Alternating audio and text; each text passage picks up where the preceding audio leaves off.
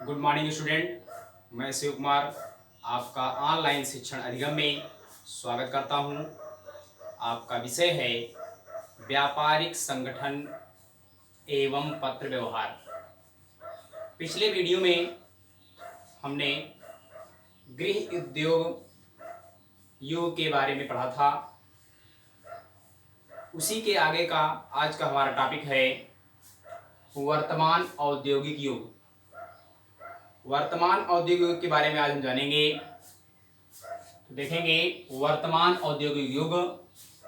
वर्तमान औद्योगिक युग में गृह उद्योग का समापन हो गया, गृह उद्योग समाप्त हो गया। इस युग में नई नई मशीनरियों का प्रयोग किया गया, कंप्यूटर का प्रयोग किया गया। इस युग में नए नए कारखानों की स्थापना हुई। इन कारखानों में बड़े पैमाने पर वस्तुओं का उत्पादन किया जाता था। इस युग में अनेक प्रकार की संचार संबंधी सेवाएं, मोबाइल, फैक्स, कंप्यूटर, ये सभी सेवाएं उपलब्ध की गई तथा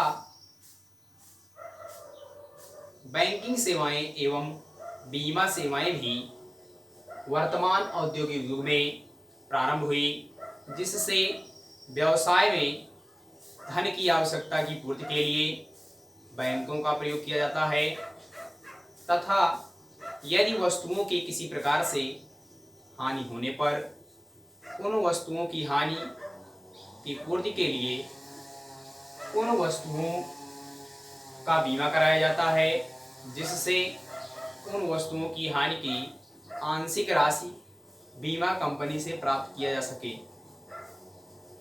इस युग को आधुनिक सभ्यता का युग कहा जाता है तथा औद्योगिक युग भी कहा जाता है। औद्योगिक युग क्यों कहा जाता है? क्योंकि इस युग में नए नए उद्योगों की स्थापना की गई, जिससे उत्पादन को सरलता से, आसानी से उत्पादन एक बड़े पैमाने पर किया जाने लगा। तो आएंगे, देखेंगे वर्तमान औद्योगिक युग की विशेषताओं में। वर्तमान औद्योगिक युग की निम्नलिखित विशेषताएं हैं, जिनमें से प्रमुख रूप से पहला है आपका पूंजीवाद को जन्म। औद्योगिक युग में पूंजीवाद का जन्म हुआ। पूंजीवाद का जन्म किस प्रकार से हुआ? इसमें जो धनी वर्ग थे, जिनके पास पूंजी थी, धनी वर्ग मान लेते हैं एक कोई धनी व्यक्ति है, तो इसके पास यदि पूंजी है अधिक रूप में, तो यह नए नए उद्योगों की स्थापना के द्वारा उद्योगों की स्थापना की जाएगी, जिससे इनकी पूंजी में वृद्धि होगी तथा जो जिन व्यक्तियों के पास पूंजी की अधिकता होगी वे अपनी पूंजी का किसी संस्था में विनियोग करेंगे या किसी कंपनी या किसी उद्योग की स्थापना करेंगे, जिससे उनको लाभ प्राप्त होगा।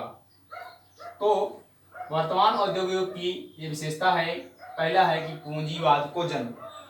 पूंजीवाद का जन्म वर्तमान औद्योगिक युग में हुआ। आगे देखेंगे यंत्रीकरण। वर्तमान औद्योगिक युग में यंत्रीकरण का प्रयोग किया गया। इसमें नई नई मशीनों का प्रयोग किया गया।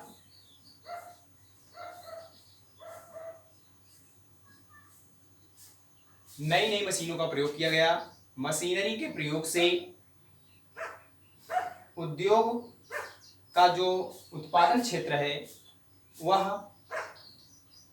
गृह उद्योग या अन्य युगों में जो हस्त उद्योग था उसकी अपेक्षा अत्यधिक बड़े पैमाने पर उत्पादन होने लगा। इससे कम समय में ही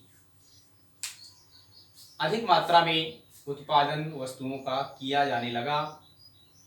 आगे देखेंगे विशिष्टीकरण एवं विवेकीकरण का जन्म।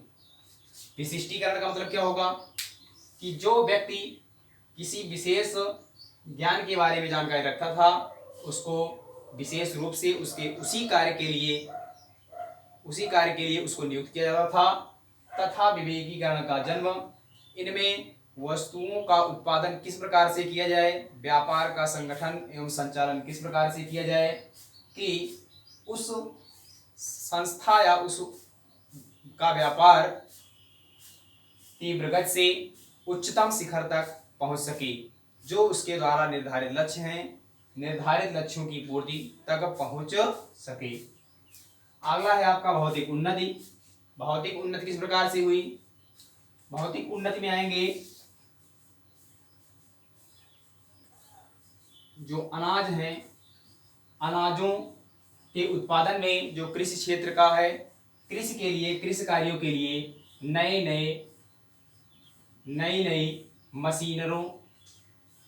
नई मशीनों का उत्पादन किया गया। जैसे खाद, गेहूं, मशीनों में जैसे मान लीजिए ट्रैक्टर हो गया, धान लगाने की मशीन हुई, धान बोने की मशीन हुई, धान काटने की मशीन हुई, गेहूं काटने की मशीन हुई, भूसा बनाने की मशीन हुई। ये सभी क्या है?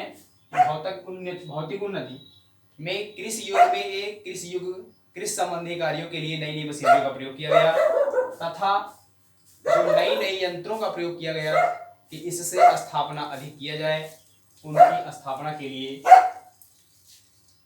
वर्तमान औद्योगिक युग में भौतिक उन्नति इस प्रकार से हुई। आगे देखेंगे बड़े पैमाने पर उत्पादन। वर्तमान औद्योगिक युग में बड़े पैमाने पर उत्पादन हो रहा है। किस प्रकार से? गृह उद्योग में जो वस्तुओं का उत्पादन होता था हस्तकलाओं द्वारा किया जाता था, हाथ द्वारा किया जाता था, परंतु वर्तमान औद्योगिक युग में नई मशीनों का प्रयोग किया गया, जिसके प्रयोग से उत्पादन बड़े स्तर पर होने लगा। अगला है आपका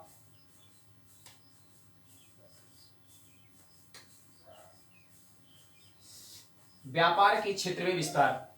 व्यापार के क्षेत्र में विस्तार कैसे हुआ? जैसे मान लेते हैं, ये आपका हो जाएगा कि वर्तमान औद्योगिक युग में व्यापार के क्षेत्रों में विस्तार हुआ। जैसे मान लेते हैं ये हमारा है दिल्ली। दिल्ली में कोई व्यापार, मान लेते हैं अशोका लिमिटेड का व्यापार दिल्ली में है और इसका व्यापार, इसकी जो वस्तुएं हैं, इन वस्तुओं की मांग हो रही है आपका मुंबई से मांग हो रही है कि जिन वस्तु का ये उत्पादन कर रहा है अशोका लिमिटेड, उस वस्तु की मांग जो है मुंबई से हो रही है। तो दिल्ली की जो कंपनी है अशोका लिमिटेड की, वह कंपनी अपना अलग से ब्रांच मुंबई में खोल देगी। मुंबई में ब्रांच खोलेगी तो इससे इसका विस्तार अधिक होगा। मान लेते हैं इसका यहाँ पर हम मध्य प्रदेश लिख देते हैं। मध्य प्रदेश में एक ब्रांच खोल दिया है, तो अशोका लिमिटेड का जो ब्रांच है मुंबई में खुल गया, मध्य प्रदेश में खुल गया। तो इससे व्यापार के क्षेत्र में इसका क्या हुआ? विस्तार हुआ। आगे आएंगे, देखेंगे अगला है आपका बैंकिंग एवं बीमा व्यवसाय का विकास। वर्तमान औद्योगिक युग में बीमा तथा बैंकिंग व्यवसाय का विकास हुआ। किस प्रकार से विकास हुआ? बैंकिंग में आएंगे, देखेंगे जैसे मान लीजिए एक व्यक्ति है, एक व्यक्ति को ऋण लेना है, धन की आवश्यकता है, ऋण इनको लेना है एक को, तो यह बैंक के पास जाएगा और उचित निर्धारित दर पर बैंक द्वारा ए की ख्याति के आधार पर उसको ऋण प्रदान किया जाएगा। कि उसकी ख्याति किस प्रकार से है। बैंक उसकी छानबीन करेगी, देख रेख करेगी, उसकी बहियों की पुस्तकों की जांच करेगी कि उसकी संपत्तियां कितनी हैं, दायित्व कितने हैं, लेनदार कितने हैं, दायित्व कितने हैं, सभी की जानकारी प्राप्त करने के पश्चात बैंक ए को निश्चित धनराशि का ऋण प्रदान करेगी तथा उस ऋण पर ब्याज प्राप्त करके बैंकिंग व्यवसाय संचालित होगा। बीमा में क्या होगा? बीमा व्यवसाय का विकास किस प्रकार से होगा? जब वस्तुओं का बड़े पैमाने पर उत्पादन होने लगा तो वस्तुओं को हानि से बचाने के लिए या अग्नि से हानि हो जाती है या चोरी हो जाती है, उन सभी हानियों से बचाने के लिए उसका बीमा कराया गया। जब वस्तुओं का बीमा कराया गया तो उससे भी बीमा विकास का विकास हुआ। तो इस प्रकार हम कह सकते हैं कि वर्तमान औद्योगिक युग में बैंकिंग एवं बीमा व्यवसाय का विकास हुआ। आगे आएंगे, देखेंगे शक्ति के साधनों का उपयोग। शक्ति के साधनों का उपयोग क्या होगा कि वर्तमान औद्योगिक युग में शक्ति के साधनों का उपयोग किया जाने लगा। बिजली से संबंधित ट्रेनें बनाई गई, मालगाड़ी बनाई गई जिससे कच्चे माल को लाया जा सके फैक्ट्री में उचित समय में, जब उसकी आवश्यकता है, आवश्यकता के समय कच्चे माल की पूर्ति किया जा सके। इससे शक्ति के साधनों का भी उपयोग वर्तमान औद्योगिक युग में हुआ। आगे देखेंगे, अगला है आपका अभूतपूर्व विकास की संभावना। अभूतपूर्व विकास की संभावना में देखेंगे है आपका जो अणुओं के द्वारा जो किया जाता है, परमाणु के द्वारा जो किया जाता था इसमें सौर ऊर्जा के द्वारा भी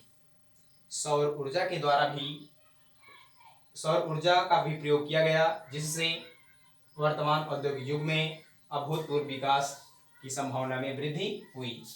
अगला है आपका कंप्यूटरों का विकास। वर्तमान औद्योगिक युग में कंप्यूटरों का विकास हुआ। जो व्यक्ति मानसिक रूप से कार्यों को करने में अधिक समय लगाते थे, वहीं कंप्यूटर कम समय में ही अधिक से अधिक कार्यों को सुचालित एवं आसानी से कर सकता है तथा करता है। अगला है स्वचालित यंत्रों का प्रयोग। स्वचालित यंत्रों का प्रयोग में वर्तमान औद्योगिक युग में स्वचालित यंत्रों का प्रयोग के द्वारा नई नई प्रकार की वस्तुओं का उत्पादन किया जा रहा है, कम समय में अधिक से अधिक उत्पादन किया जा रहा है। अगला देखेंगे परिवहन के साधनों की उन्नति। वर्तमान औद्योगिक युग में परिवहन के साधनों की उन्नति हुई।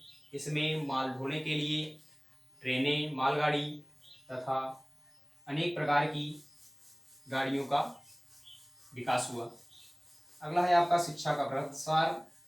वर्तमान औद्योगिक युग में शिक्षा का प्रसार हुआ। जिन देशों में शिक्षा का अभाव था वह अन्य देशों से प्रबंध संबंधी शिक्षाओं को अर्जित किया तथा उसका प्रचार प्रसार किया, जिससे व्यापार के क्षेत्र में अधिक से अधिक उन्नति हुई तथा मानव का जीवन रहन सहन अधिक सुसंगठित हुआ। अगला है शाख मुद्रा तथा पत्र मुद्रा का प्रयोग। वर्तमान औद्योगिक युग में धातु मुद्रा के साथ साथ पत्र मुद्रा का भी प्रयोग हुआ तथा शाख मुद्रा का भी प्रयोग हुआ। शाख मुद्रा में चेक, बैंक ड्राफ्ट, हुंडी आदि का भी प्रयोग इसमें किया जाने लगा। अगला है आपका संचार के साधनों का विकास। संचार के साधनों का विकास। वर्तमान औद्योगिक युग में संचार के साधनों का विकास हुआ। इसमें आपके आ जाएंगे mobile, fax machine, television, computer, internet आदि। तो आज के टॉपिक में हमने पढ़ा वर्तमान औद्योगिक युग। आज यहीं तक, अगले वीडियो में मिलेंगे। धन्यवाद।